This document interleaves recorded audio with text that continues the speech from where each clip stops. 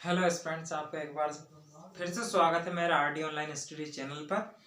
आज हम देखेंगे मध्य प्रदेश की पॉलिटी, मध्य प्रदेश की राज्य व्यवस्था। जो आपको पता ही होगा, एमपीपीएससी का 24 अप्रैल को प्रीलिम्स का पेपर है, जिसमें जीएस पेपर 1 में यह पूछा।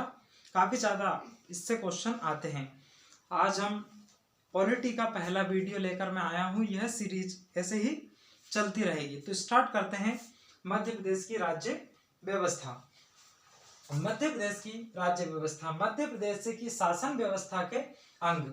मध्य प्रदेश की जो शासन व्यवस्था है, इसमें कौन कौन से अंग है? इसमें 5 प्रमुख अंग है, जिसमें राज्य की विधायिका, राज्य कार्यपालिका, राज्य न्यायपालिका और राज्य स्थानीय स्वशासन, संसद में राज्य का राज्य प्रतिनिधित्व। यह 5 मध्य प्रदेश राज्य की शासन की व्यवस्था के अंग है, जिसमें पहला है राज्य विधायिका। राज्य विधायिका में कौन होता है? राज्यपाल और विधान सभा। दूसरा है राज्य कार्यपालिका। जो राज्य में जो कार्यपालिका है, कार्यपालिका का प्रमुख होता है राज्य में मुख्यमंत्री और मंत्री परिषद। और इसके बाद में आता है कार्यपालिका के अंतर्गत जो मध्य प्रदेश के प्रशासनिक अधिकारी है, वह लोग। फिर इसमें है राज्य न्यायपालिका। न्यायपालिका राज्य की न्यायपालिका। राज्य की न्यायपालिका में सबसे पहले आता है हाई कोर्ट, जो उच्च न्यायालय, जिसे उच्च न्यायालय कहा जाता है। और इंडिया के लिए यह देखें, इंडिया की यदि भारत की न्यायपालिका की बात करें तो उसमें जो सर्वोच्च, इससे सुप्रीम कोर्ट के नाम से जाना जाता है। सुप्रीम कोर्ट देश का सर्वोच्च न्यायालय होता है। उसी प्रकार राज्य न्यायपालिका में राज्य का सुप्रीम कोर्ट का है या राज्य का हाई कोर्ट उच्च न्यायालय को कहा जाता है, जो वर्तमान में मध्य प्रदेश के जबलपुर में स्थित है। इसके 2 अधीनस्थ न्यायालय है न्यायपालिका के अंतर्गत। राज्य की न्यायपालिका के अंतर्गत उच्च न्यायालय और उच्च न्यायालय के 2 अधीनस्थ न्यायालय हैं। पहला है इंदौर, दूसरा है ग्वालियर। इसमें पहला अधीनस्थ न्यायालय इंदौर में है और दूसरा है ग्वालियर में।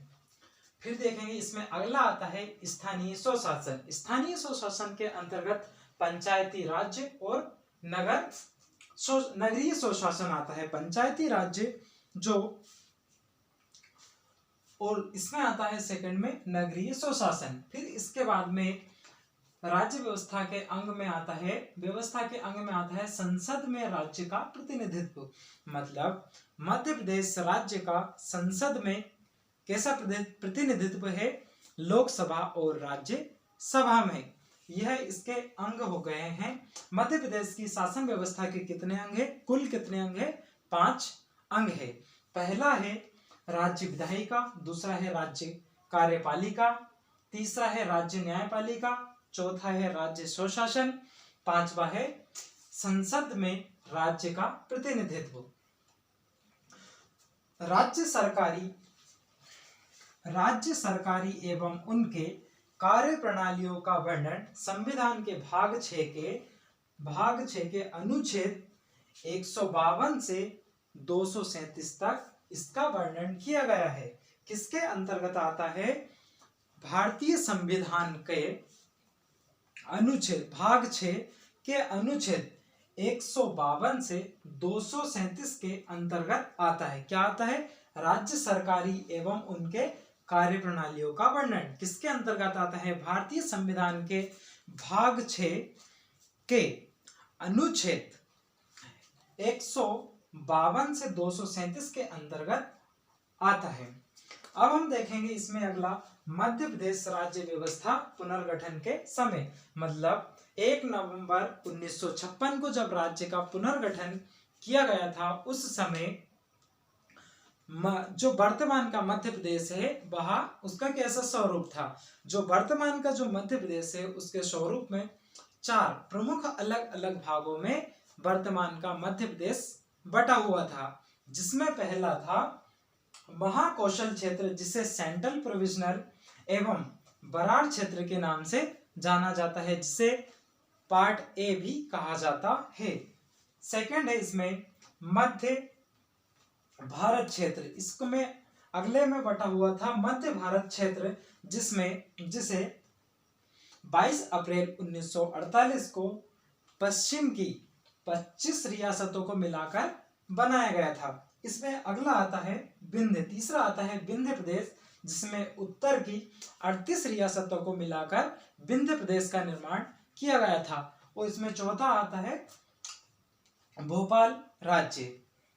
इसमें मतलब यह कब था, यह 4 भागों में जब बटा हुआ था, जब 1 नवंबर 1956 से पहले मध्य प्रदेश का स्वरूप इस तरह से था। यहाँ पर मुख्यमंत्री भी बने हैं। यहाँ की यह अलग अलग जो 4 राज्य हैं, इनके अलग अलग राजधानियां भी हुआ करती थी। जैसे पहला है महाकौशल क्षेत्र, सेंट्रल प्रोविजनल एवं बरार क्षेत्र, पार्ट ए के नाम से जाना जाता है, जिसकी राजधानी नागपुर, जो वर्तमान में महाराष्ट्र का शहर है। जो कहाँ का, पहले मध्य प्रदेश की राजधानी हुआ करती थी। कौन से क्षेत्र की, महाकौशल क्षेत्र, सेंट्रल प्रोविजनल एवं जरार क्षेत्र में, पार्ट ए में। यहाँ पर मुख्यमंत्री भी बने थे, जिनका नाम है पंडित रविशंकर शुक्ल। जहाँ के मुख्यमंत्री का नाम है पंडित रविशंकर शुक्ल। इसमें अगला आता है मध्य भारत क्षेत्र, 22 अप्रैल 1948 को पश्चिम की 25 रियासतों को मिलाकर मध्य भारत के क्षेत्र का निर्माण किया गया था, जिसकी राजधानी इंदौर और ग्वालियर, इसकी 2 राजधानियां थी। पहली थी इंदौर, दूसरी थी ग्वालियर। यह शीतकाल के लिए अलग होती थी और ग्रीष्मकाल के लिए अलग होती थी। यह दोनों राजधानी 6-6 महीनों के लिए राजधानियां बनती थी।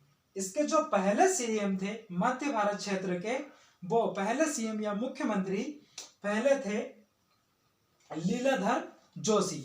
और इसमें जो अंतिम या मतलब जो विलयन के समय में 1 नवंबर 1956 को यह चारों को विलय किया गया, उस समय यहाँ के मुख्यमंत्री हुआ करते थे तख्तमल जैन। कौन थे? तख्तमल जैन। यहाँ से काफी ज्यादा क्वेश्चन पूछे गए हैं बहुत से एमपी के एग्जामों में, जैसे एमपी पुलिस हुआ, एमपीपीएससी में भी पूछे गए हैं। विंध्य प्रदेश, इसमें अगला आता है विंध्य प्रदेश, जिसमें उत्तर की 38 रियासतें मिलाई गई थी। विंध्य प्रदेश के अंतर्गत उत्तर की 38 रियासतों को मिलाया गया था। कितनी? 38 रियासतों को मिलाया गया था। इस राज्य की राजधानी हुआ करती थी रीवा, जो वर्तमान में रीवा शहर को हम सफेद शहरों के शहर के नाम से जानते हैं मध्य प्रदेश में। यहाँ के मुख्यमंत्री शंभुनाथ शुक्ल थे। विंध्य प्रदेश उत्तर की 38 रियासतें मिलाकर बनाया गया था, जहाँ की राजधानी थी रीवा। यहाँ के जो मुख्यमंत्री थे शंभुनाथ शुक्ल। ये हुआ मध्य प्रदेश राज्य व्यवस्था पुनर्गठन के समय। अब हम देखेंगे मध्य प्रदेश राज्य में राज्य व्यवस्था का ढांचा। जो मध्य प्रदेश में राज्य व्यवस्था है, उसमें राज्य व्यवस्था का ढांचा कैसे है? Structure of MP polity. इसमें पहला आता है, इसमें यह 2 भागों में बटा होता है। यह राज्य या देश में, जब किसी भी अपन राज्य व्यवस्था का ढांचा पढ़ते हैं, देश में पढ़ते हैं या राज्य में पढ़ते हैं, वह प्रमुख 2 भागों में बटा होता है। पहला होता है राजनीतिक व्यवस्था, दूसरी होती है प्रशासनिक व्यवस्था। राजनीतिक व्यवस्था में वह लोग जो लोगों के द्वारा चुनकर आते हैं, वह किसके अंतर्गत आते हैं? राजनीतिक व्यवस्था के अंतर्गत आते हैं। और दूसरा होता है प्रशासनिक व्यवस्था। प्रशासनिक व्यवस्था में वह सब लोग आते हैं जो राज्य और सरकार, जो भारतीय सरकार है, उनके द्वारा यहाँ के जो आयोग है, जैसे मध्य प्रदेश लोक सेवा आयोग, जो विभिन्न राज्य के लोक सेवा आयोग होते हैं, और देश का संघ लोक सेवा आयोग होते हैं, या और भी अन्य छोटी एग्जामें होती है, उन सब को क्वालिफाई करके जो भी अधिकारी बनते हैं वह सब किसके अंतर्गत आते हैं? प्रशासनिक व्यवस्था के अंतर्गत आते हैं। तो पहला हम देखेंगे इसमें राजनीतिक व्यवस्था। राजनीतिक व्यवस्था में क्या होता है? विधायिका होती है और विधान मंडल होता है। फिर इसमें विधानसभा और राज्यपाल होता है। राज्यपाल क्या है? एक संवैधानिक प्रावधान है। यह कैसे? राज्यपाल केंद्र सरकार का एक एजेंट होता है जो माननीय राष्ट्रपति जी द्वारा या केंद्र सरकार के द्वारा चुना हुआ होता है। जो केंद्र सरकार का एजेंट होता है, जो अलग अलग राज्य में अलग अलग बनाए जाते हैं, या किसी एक ही व्यक्ति को 2 या 2 से अधिक राज्य का राज्यपाल भी बनाया जा सकता है। और राज्यपाल की सैलरी की बात करें, जो राज्यपाल का वेतन होता है वह केंद्र सरकार के द्वारा दिया जाता है। यह एक इनका वेतन कौन सी निधि से दिया जाता है? यह क्वेश्चन काफी ज्यादा पूछा जाता है कि राज्यपाल का जो वेतन दिया जाता है वह किस निधि के अंतर्गत दिया जाता है? राज्यपाल का वेतन संचित निधि से दिया जाता है। यह किसी भी परिस्थिति में इनका वेतन कम नहीं किया जा सकता है और ना ही इनकी सुख सुविधाओं में कोई परिवर्तन किया जाता है। फिर इस राज्यपाल के बाद में आता है मुख्यमंत्री, और मुख्यमंत्री यहाँ का प्रमुख होता है। मतलब राज्य के जो विधानसभा के जो सदस्य होते हैं उनमें मुख्यमंत्री प्रमुख व्यक्ति होता है, जो जिसकी एक मंत्री परिषद होती है। क्या होती है? मंत्री परिषद। मुख्यमंत्री से छोटी राजनीतिक व्यवस्था में मंत्री परिषद होती है। जो मंत्री कौन होते हैं? जो अलग अलग विभागों के लिए अलग अलग व्यक्ति को चुना जाता है, उन सभी को मर्ज या मिला दिया जाता है, तो वह मंत्री परिषद का एक निर्माण कर लेती है। मंत्री परिषद 2 तरह की होती है। पहला होता है कैबिनेट मंत्री, दूसरा होता है राज्य मंत्री। कैबिनेट मंत्री और राज्य मंत्री। फिर इसमें देखते हैं आगे राज्य व्यवस्था के ढांचे में प्रशासनिक अधिकारी। प्रशासनिक अधिकारी राज्य सचिवालय।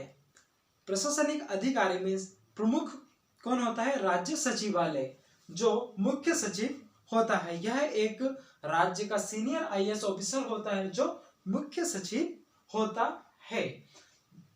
इसके बाद में आता है संचालयन और उसके बाद में आता है संभाग। क्वेश्चन ये भी पूछा जाता है काफी बार कुछ एग्जामों में कि मध्य प्रदेश में कुल संभागों की संख्या कितनी है? तो मध्य प्रदेश में कुल संभागों की संख्या 10 है। दूसरा, मध्य प्रदेश में कितने जिले हैं? जो मध्य प्रदेश में जिलों की संख्या, कुल मध्य प्रदेश में 52 जिले हैं। इसके बाद में प्रशासनिक अधिकारी में पहला आता है सचिवालय, दूसरा आता है संचालयन, और इसके बाद में आता है संभाग, संभाग के बाद में आता है जिला, जिला के बाद में आता है ब्लॉक या सब डिविजनल, ब्लॉक या तहसील, इसके बाद में आता है ग्राम। जो राज्य के सचिवालय से लेकर ग्राम के जो ग्राम पंचायत के आखिरी जो अधिकारी होते हैं अंत तक, वह सभी व्यक्ति किसके अंतर्गत आते हैं? राज्य व्यवस्था ढांचे में प्रशासनिक व्यवस्था के अंतर्गत आते हैं। अब हम देखेंगे कि मध्य प्रदेश राज्य व्यवस्था। मध्य प्रदेश की राज्य व्यवस्था कैसी है? मध्य प्रदेश में विधानसभा सीटें कितनी हैं, लोकसभा सीटें कितनी हैं और राज्यसभा सीटें कितनी हैं। और इसमें देखेंगे कि विधानसभा सीटों में अनुसूचित जाति के लिए कितनी सीट आरक्षित की गई है, अनुसूचित जनजाति के लिए कितनी सीट आरक्षित की गई है। इसी प्रकार लोकसभा सीटों में देखेंगे कि एसटी के लिए कितनी आरक्षित की गई है और एससी के लिए कितनी आरक्षित सीटें की गई है। इसमें पहला देखते हैं विधानसभा। मध्य प्रदेश में विधानसभा की कुल सीटें 130 है, परंतु एक सीट इसमें जोड़ी और भी जाती है। वह इसलिए जोड़ी जाती है क्योंकि राज्यपाल के द्वारा राज्य में एक सीट का आवंटन है किसी एंग्लो इंडियन को मनोनीत किया जाता है। विधानसभा सीटें, मध्य प्रदेश में कुल विधानसभा सीटें 230+1 है, जिसमें अनुसूचित जनजाति के लिए 47 सीटों का आरक्षण या 47 सीटें आरक्षित की गई है। दूसरा इसमें है एसटी के लिए तो 47 सीटें आरक्षित की गई है और अनुसूचित जनजाति के लिए 47 सीटें हैं और अनुसूचित जाति के लिए 35 सीटें रिजर्व की गई है। विधानसभा सीटों में जो राज्य का चुनाव होता है विधानसभा का, उसमें 47 व्यक्ति के लिए तो आरक्षित है, अनुसूचित जाति के लोग ही विधायक बनेंगे। और इसमें 35 सीट ऐसी है जिसमें अनुसूचित जाति के 35 विधायक बनेंगे विधानसभा के अंतर्गत और 47 सीट में अनुसूचित जनजाति के लोग ही बनेंगे। इसमें आता है लोकसभा सीटें। यहाँ पर देखा था हमने संसद में राज्य का प्रतिनिधित्व। संसद में राज्य का प्रतिनिधित्व कैसा है, लोकसभा में कितनी सीटें हैं और राज्यसभा में कितनी सीटें हैं। तो लोकसभा में मध्य प्रदेश की कुल 29 सीटें हैं और राज्यसभा में मध्य प्रदेश की 11 सीटें हैं, जिसमें से अनुसूचित जाति और अनुसूचित जनजाति के लिए लोकसभा में कुल 10 सीटों का आरक्षण है दोनों को मिलाकर, जिसमें से अनुसूचित जाति के लिए 4 सीटें आरक्षित की गई है लोकसभा सीट में और 6 सीटें अनुसूचित जनजाति के लोगों के लिए रिजर्व की गई है मध्य प्रदेश में लोकसभा सीटों में, जिसमें से अनुसूचित जाति की 4 सीटें कौन कौन से डिस्ट्रिक्ट से लिए जाते हैं या कौन कौन से जिले हैं। इसमें पहला है उज्जैन, भिंड, टीकमगढ़, देवास और शाजापुर। इन 5 जिलों में से 4 सीटों को जो 4 सीटें जो आरक्षित की गई है उनका रिक्त स्थानों की पूर्ति यहीं से की जाती है। जो आरक्षित सीटें 5 जिलों में है जैसे उज्जैन, भिंड, टीकमगढ़, देवास, शाजापुर और 6 अनुसूचित जनजाति के लिए आरक्षित की गई है वह शहडोल, मंडला, बैतूल, धार, रतलाम, झाबुआ और खारगोन से आरक्षित की गई है। यह आरक्षित कैसे की गई है, लोकसभा में इनमें पॉपुलेशन के आधार पर की गई है। जैसे एससी की सीटें जहां पर ज्यादा एससी के लोग हैं वहां पर यह सीटों को आरक्षित किया गया है। दूसरा ऐसे ही शहडोल, मंडला, बैतूल, धार, रतलाम, झाबुआ, खारगोन यहाँ पर जनजातीय लोग ज्यादा है, इसलिए यहाँ पर 6 सीटों का आरक्षण किया गया है। तो thank you so much friends. आपको मेरा वीडियो पसंद आया हो तो इसे लाइक एंड सब्सक्राइब जरूर करें मेरे चैनल को, और आपका ऐसा अच्छा प्यार मिलता रहा तो मैं इस सीरीज को पूरा चलाऊंगा। MPPSC में यह वेरी इंपॉर्टेंट है यह पार्ट, और इससे काफी ज्यादा क्वेश्चन पूछे जाते हैं। Thank you so much.